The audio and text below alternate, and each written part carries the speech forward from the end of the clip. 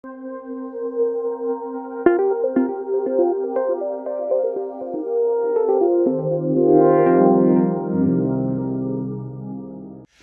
I'm Greg Bates, president of the Illinois Manufacturers Association, and glad that you could be here today for us to honor one of our friends. I'm glad to be joined here by Ned Monroe, who is be up and speaking just in a minute, Tom Walters, who also will be speaking from Caterpillar, Todd Meisch from the State Chamber of Commerce, Mark Beal from the Chemical Industry Council, Jay Shattuck is here, and Brian, how are you today? Glad you, somebody who's a real person with a real job here as well. It's always good to have that. We're here today to express our appreciation to Congressman Darin LaHood, who is a recipient of the National Association of Manufacturers Award for Manufacturing Legislative Excellence. The NAM award goes to senators and representatives whose voting records have been key in supporting manufacturing at the federal level. We're joined today, as I said, by Ned Monroe, the NAM Senior Vice President for External Relations. Ned oversees the public affairs activity for the NAM, an outstanding organization that represents the manufacturers across the nation, and the IMA is a proud partner in working with them. So Ned, who made a quick trip into Springfield today, is here, and I'll turn the program over to him. Ned? Thanks, Greg. Yes, from DC, please don't hold that against me. So thank you, Greg, and thanks to the IMA team for having us here today. We appreciate the effort. As many of you know, the National Association of Manufacturers is the nation's largest manufacturing trade association. We are the voice in Washington for more than 14,000 companies and nearly 12 million men and women who make things in America. We pride ourselves on being a member-driven organization, and nowhere is that more visible than in the NAM's Award for Manufacturing Legislative Excellence. Our NAM members, in a nonpartisan manner, help us set our policy, positions, and in a panel, members review votes as they come before the House and Senate and designate key manufacturing votes throughout each two-year Congress. Among measures designated as key votes by the NAM during the 114th Congress were bills to open new markets for American goods, protect the intellectual property and innovations of American companies, and to repair our critical infrastructure needs. At the end of each Congress, these legislators who vote with the NAM position on key manufacturing votes, 70% of the time or more, are presented with the NAM Award for Manufacturing Legislative Excellence. Because the process starts with our members through the policy process, the NAM believes that it should also end with their involvement.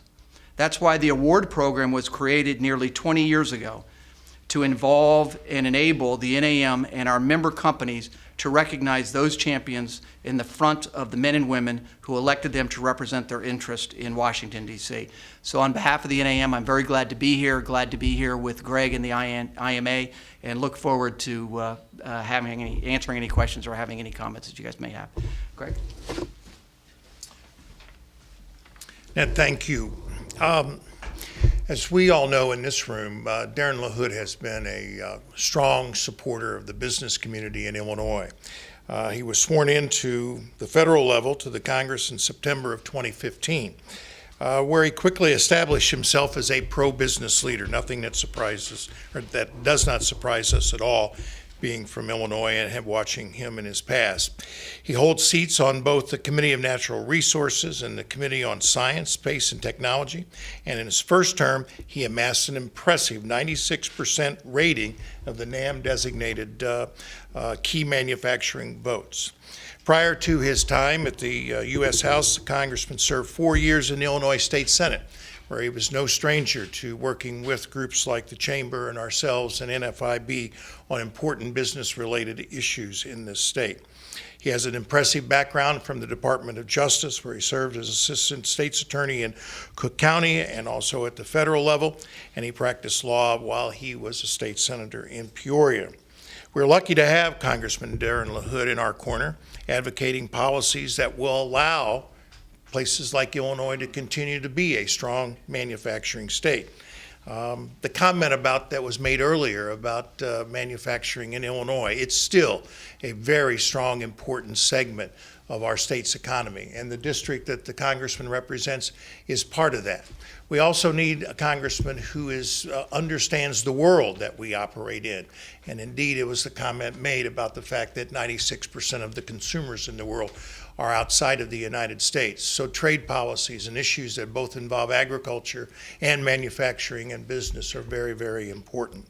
So we're very happy to be a part of recognizing the congressman's efforts at an early part of his career, and many of us look forward to watching the congressman's future and the leadership that he will provide. Today, to present the award to Congressman LaHood is a board member of the IMA, Tom Walters, who represents Caterpillar. And Tom, I'd like for you to come up and make a couple of remarks. Appreciate it. And good afternoon, everyone. Again, I'm Tom Walters with Caterpillar, and I had the opportunity of working with the congressman when he was a state senator in Illinois, and he was a great advocate for manufacturing then. And obviously, he's taken that quickly to Washington, and we are pleased to have him be our representative there as well. And so you've become a real key advocate for the people of Central Illinois in the district, the 18th district, and we appreciate that as well.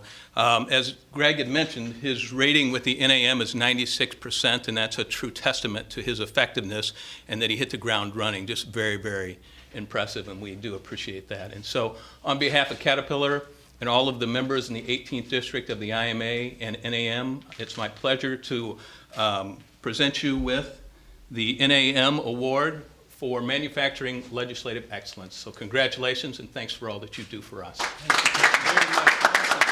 you. Thank you, everybody.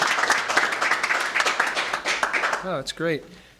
Thank you, Tom, very much for that. And let me say thanks to Ned and Greg. And as a brand new member of Congress that doesn't have much in his office, this will be nice on the desk. So thank you. But let me just say how honored I am to receive this here today and to have this distinction. It means an awful lot. I mentioned earlier when I was talking to the press, I have one of the best districts, I think, in the country. And manufacturing is the backbone of my district. You know, obviously having Caterpillar in my district, but lots of other small and medium-sized companies. Case New Holland is here. We have a great facility in Goodfield, Illinois. ADM has a number of facilities throughout my district. And then lots of small and medium manufacturers. I was just up in Wyoming, Illinois, in Stark County, one of my smallest counties, and they make boilers there at Aldridge Boiler. Been around 80 years, a wonderful company. But, you know, the other part of this is, from a public policy standpoint, people are frustrated with the economy right now. There's a lot of stress. There's a lot of anxiety. And from a public policy standpoint, how do we get to a more pro-growth economy? And I've said this. So many of the problems in our country would be solved with a pro-growth economy. Not at 1% growth, but how do you get to 2 or 3 or 3.5% growth? And from a public policy standpoint, you can do that by looking at a number of things. One is obviously trade. Creating more trade opportunities for our manufacturers are very important. Our country represents 4% of the world's population, and so there's 96% out there. More trading opportunities, and I've been a strong proponent of TPP and what that will do, because that creates more jobs and economic opportunities for Central and West Central Illinois. Second part is regulation. I call it the regulatory rampage of this administration over the last 7.5 years, and you don't really realize it till you get out to DC and you see, you know, many of these things decided by rulemaking, by executive orders in this administration, but there's real world consequences to that when it comes to emissions, when it comes to the war on coal, when it comes to all of these different things, waters of the U.S., which affects our agriculture. But how do we, again, kind of get the boot off the throat of the economy when it comes to regulation to let the private sector flourish? And the last point I would make, what we can do is comprehensive tax reform. Tax reform, we need it in this country, and that's something that can spur economic growth. You look at our corporate tax rate in the United States is about 36%.